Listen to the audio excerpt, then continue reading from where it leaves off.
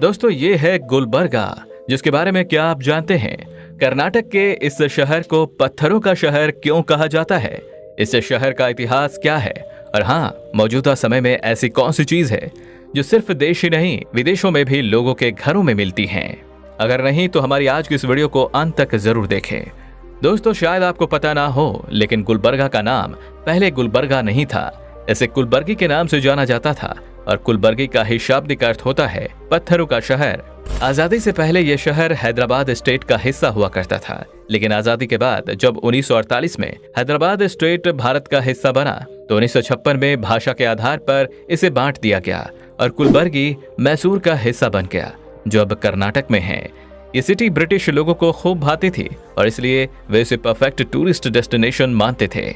मौजूदा समय में गुलबर्गा के डेमोग्राफी की बात करें तो ये शहर कर्नाटक के पूर्वोत्तर भाग में एक पठारी भूमि पर बसा हुआ है। कृष्णा और भीमा नदी इसके दिल से गुजरती है। ये सिटी 192 स्क्वायर किलोमीटर एरिया में फैली हुई है और यहाँ का ज्यादातर आबादी हिंदू है।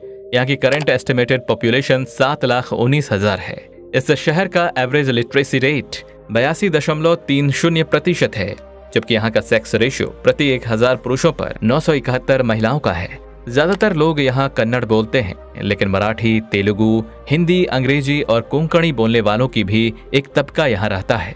गाड़ियों के रजिस्ट्रेशन कोड पर गौर करें तो यहाँ की सभी लोकल गाड़ियों पर आपको KA32 का कोड दिखाई देगा। इस सिटी की इकॉनमी दिलचस्प है। इस इलाके में उगने वाले मसाले भारत ही नहीं, पूरे यूरोप और दुनिया के कई देशों के रसोई घरों में काफी प्रचलित रहे हैं। अब यह शहर तूर दाल और चूना पत्थर के लिए प्रसिद्ध है। कुछ लोग यहाँ एग्रीकल्चर बेस्ड कामों से जुड़े हैं, तो वहीं कुछ धीरे धीरे विकसित हो रहे बिजनेस और इंडस्ट्रीज से। इस पूरे क्षेत्र में ज्वार, चावल, गेहूं, कपास, मूंगफली, तिलहन, सब्जियां, गन्ना, मसाले और अनाज उगाए जाते हैं। यहाँ पशुपालन और भेड़ पालन एक सामान्य व्यवसाय है। इसके अलावा यहाँ बागवानी भी खूब की जाती है।